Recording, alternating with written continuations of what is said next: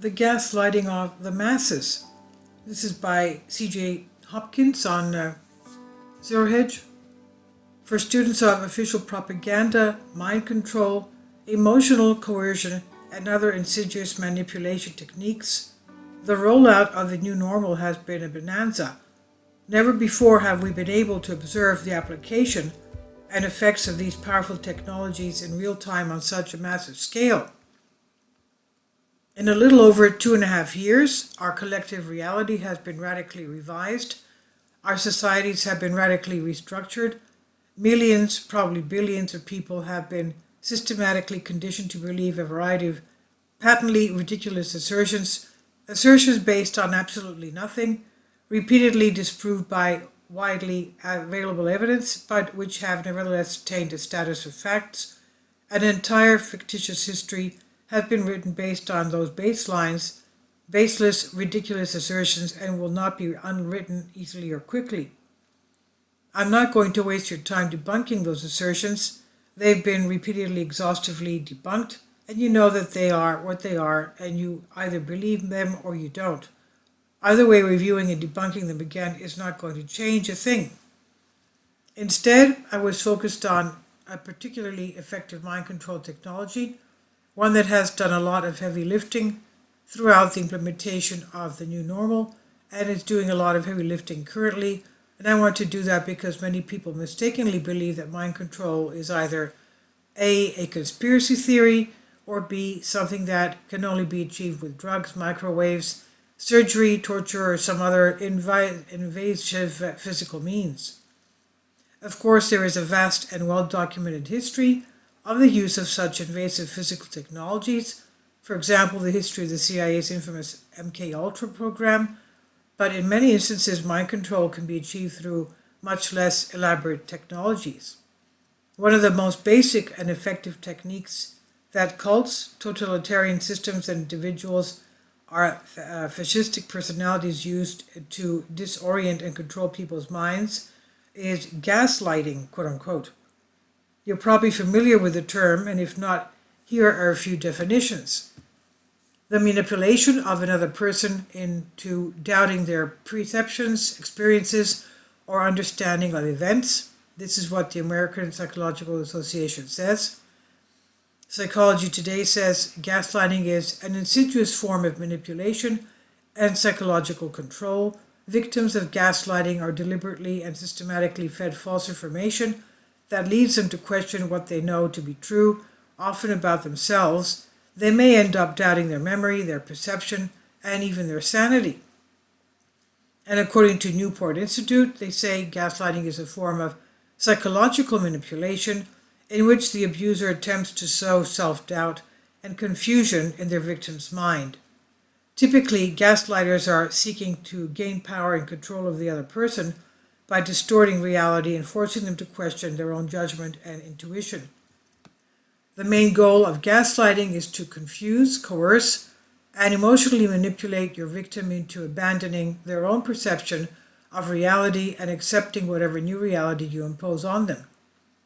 Ultimately, you want to completely destroy their ability to trust their own perception, emotions, reasoning, and memory of historical events, and render them utterly dependent on you to tell them what is real and what really happened, and so on. So how should they be feeling about it? Anyone who has ever experienced gaslighting in the context of an abusive relationship, or a cult, or a totalitarian system, or who has worked in a battered women's shelter, can tell you how powerful and destructive it is. In the most extreme cases, the victims of gaslighting are entirely stripped of their sense of self and surrender their individual autonomy completely. Among the best known, most dramatic examples are the Patty Hearst case, Jim Jones People's Temple and Mason family, and various other cults. But the truth is, gaslighting happens every day out of the spotlight of the media and countless personal and professional relationships. Since the spring of 2020, we've been subjected to official gaslighting on an unprecedented scale.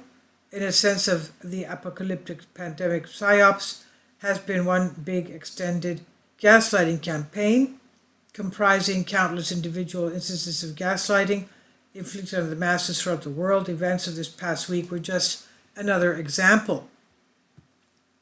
Basically what happened was the Pfizer executive confirmed to the European Parliament last Monday that Pfizer did not know whether COVID vaccine prevented transmission of the virus before it was promoted as doing exactly that and forced on the masses.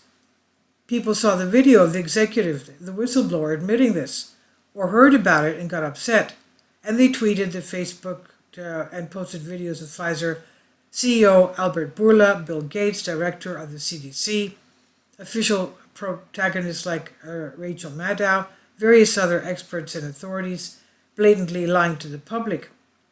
Now, the new normal propaganda apparatus, like corporate media, health experts, and et al., responded to the story predictably. They ignored it, hoping it would just go away. And when it didn't, they rolled out the fact checkers, hence gaslighters. The Associated Press, Reuters, PolitiFact, and other official gaslighting outfits immediately published lengthy official fact checks that would make a sophist blush. And you can read them and you'll see what I mean. And they're perfect examples of official gaslighting crafted to distract you from the point and suck you into an argument over meaningless details and definitions. They sound exactly like Holocaust deniers pathetically asserting that there is no written proof that Hitler ordered the final solution. Now, the internet is swimming with evidence of the lies, and which makes gaslighting so frustrating for people who believe they are engaged in an actual good faith argument over facts and the truth. But that's not how totalitarianism works. The new normals, when they repeat whatever the authorities have instructed them to repeat, could not care less whether it is actually true or even if it makes the slightest sense. These gaslighting fact checkers are not meant to convince them that anything is true or false, and they are currently not meant to convince us. They are official scripts, talking points, and thought-terminating cliches for the new normals to repeat, like cultists chanting mantras to you to shut off their minds and block out anything that contradicts or threatens the reality of the cult. You can present them with the actual facts and they will smile knowingly and deny them to your face and condescendingly mock you for not seeing the truth. But here's the tricky thing about gaslighting. In order to effectively gaslight someone, you have to be in a position of authority or wield some other form of power over them. They have to need something vital from you: sustenance, safety, financial security, community, career advancement, or just love. You can't walk up to someone, random stranger on the street, and start gaslighting them. They will laugh in your face.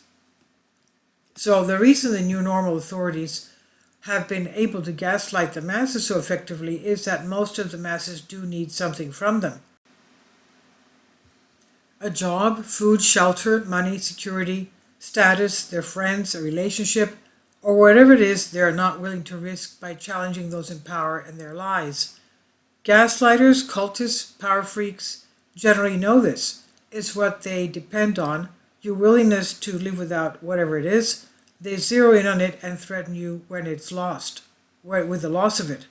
Gaslighting will not work if you are willing to give up whatever the gaslighter is threatening to take from you, or stop giving you, as the case may be.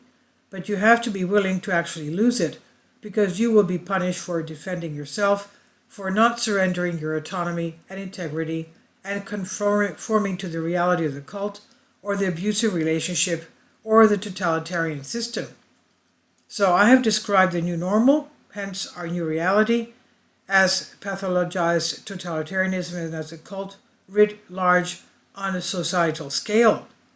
I use the various cult analogies because every totalitarian system essentially operates like a cult, the main difference being that totalitarian systems, the balance of power between the cult and the normal, hence the dominant society, is completely inverted. The cult becomes a dominant, hence normal, society, and not cult members because it's deviants, and not non-cult members become its deviants. We do not want to see ourselves as deviants because we have not changed, the society has, and our instinct is to reject the label but that is exactly what we are, deviants. People who deviate from the norm, the new norm, which we reject and oppose, but which despite that is nonetheless a norm, and thus we are going to be regarded and dealt with like deviants. I am such a deviant, I have a feeling you are too, under the circumstances. It's nothing to be ashamed of. On the contrary, we need to accept it and embrace it, and above all, we need to get clear about it, about where we stand in this new reality. Now we're heading towards a new normal winter number 3. People's gas bills doubling and tripling. The global capitalist ruling classes are openly embracing neo-Nazis, the talk of limited nuclear war, fanaticism, fear, hatred. The gaslighting of the masses is not abating, it is increasing. The suppression of dissent is intensifying, and demonization of the nonconformity is intensifying. Lines are being drawn in the sand. You see it and feel it just like I do. So get clear on what's essential to you. Get clear what you're willing to lose. Stay clear. Clear up your mind as to what's going on around you. Stay frosty. This is not over. And this is on Zero Hedge. It's by C.J. Hopkins via the Consent Factory. Please leave your comments. Thank you for your support. Kindly support my Patreon account. The daily posts are 5 videos daily, and they are totally different from what I have on my YouTube channel. Thank you so much for your support and that you find all my content so interesting. You'll find the Patreon account details in the description box below.